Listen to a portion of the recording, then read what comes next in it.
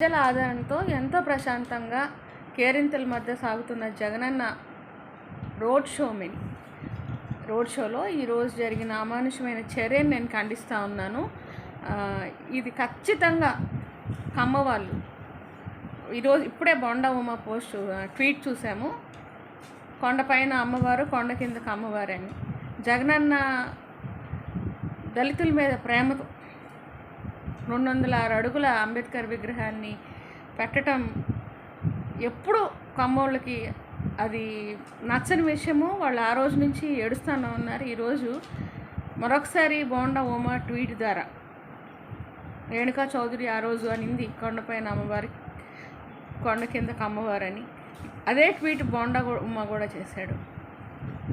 దళితుల పట్ల, పేదోళ్ళ పట్ల జగనన్న చూపిస్తున్న ప్రేమను ఏమాత్రం అంగీకరించలేని, సహించలేని పెత్తందారుడైన చంద్రబాబు ఈరోజు ఈ పెత్తందారుడైన చంద్రబాబు పేదల పట్ల జగనన్న చూపిస్తున్న ఆదరణని ఏమాత్రం తట్టుకోలేక, మరి ముఖ్యంగా వాళ్ళు అడ్డాగా భావించే విజయవాడలో జగనన్నకి లభిస్తున్న ఈ ప్రజా ఆదరణ తట్టుకోలేని ఈ బోండా ఉమా అయితేనేమి, చంద్రబాబు అయితేనేమి, అతని యొక్క నియోజకవర్గ పరిధిలో ఈరోజు జగనన్న మీద ఒక ఘోరమైన అటాక్ అయితే చేయించడం జరిగింది. ప్రజలందరూ చూస్తూ ఉన్నారు. ప్రపంచం మొత్తం ఈ విషయాన్ని ఖండిస్తూ ఉంది.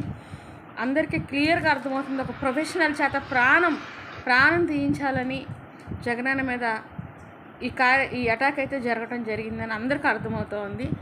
ఈ జరిగిన ఈ అటాక్ని ఖండించకపోగా టీడీపీ సోషల్ మీడియా ఏదైతే ఉందో ఇంకా నీచమైన ట్రోల్స్ చేస్తూ ఉన్నారు. అది ఖచ్చితంగా ప్రజలు గుర్తుపెట్టుకుంటారు. మీరు ఇలాంటి నీచమైన, అవమానకరమైన ప్రవర్తనలు మానుకోకపోతే మీరు ఇంతకింతకి రేపు చెల్లించుకోవాల్సి వస్తుంటుంది. జగనన్న మీరు క్షేమంగా ఉండాలని కోరుకుంటాను. అదే గొప్ప దేవుడి కృప మీకు ఎప్పుడు తోడుగా ఉంటుంది. పేదలు, దళితులు మా పరువు నిలబెట్టిన, మా కోసం నిలబడిన జగనన్నకి ఎప్పుడు తోడుగా ఉంటాము. Jagananna, we are with you, God is with you, we love you. అందరికీ నమస్కారం. నిన్న జగన్మోహన్ రెడ్డి గారి మీద జరిగిన దాడి చాలా హేయమైన చర్య. దీన్ని నేను తీవ్రంగా ఖండిస్తున్నాను. రాజకీయాల్ని రాజకీయాలుగా చేయాలి, అంతే తప్ప ఇలాంటి రౌడీ రాజకీయాలు, గుండా రాజకీయాలు, దుర్మార్గపు రాజకీయాలు చేయడం చాలా తప్పు. ఏ పార్టీ చేసినా కూడా దీన్ని హర్షించకూడదు. అయినా చంద్రబాబు నాయుడికి హత్యా రాజకీయాలు, గూండా రాజకీయాలు కొత్తేమీ కాదు. ఎందుకంటే ఇట్లాంటి రాజకీయాలకి ఆయన ఆద్యుడు కాబట్టి. జగన్మోహన్ రెడ్డి గారికి వస్తున్న ప్రజాదరణని చూసి తట్టుకోలేక, యాక్చువల్గా అయితే రాయలసీమ కదా జనాలు వచ్చుంటారు సిద్ధం సభలకి అని భ్రమలో ఉన్నారు.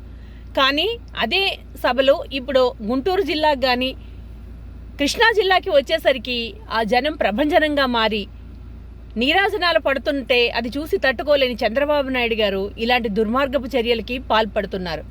చంద్రబాబు నాయుడు గారు అండ్ ఎల్లో బఫూన్స్ మీకు చెప్పేది ఒకటే, అరచేతిని అడ్డుపెట్టి సూర్యుడిని ఆపడం, ఇలాంటి చిల్లర చేష్టలు చేసి జగన్మోహన్ రెడ్డి గారి ప్రభంజనాన్ని ఆపాలనుకోవడం మీ వల్ల కాదు. కానీ వేరే దారులు ఎంచుకోండి. అవసరమైతే ప్రజల్లోని మద్దతును కూడగట్టుకోండి, అంతే తప్ప ఇలాంటి పిచ్చి పిచ్చి చర్యలు మాత్రం చేయకండి. మీరు విసిరిన ఈ రాయే రేపు మీ రాబోయే ఎన్నికల్లో మీ రాజకీయ సమాధికి పునాది రాయి కాబోతుంది. దీనికి మీరందరూ సిద్ధంగా ఉండండి.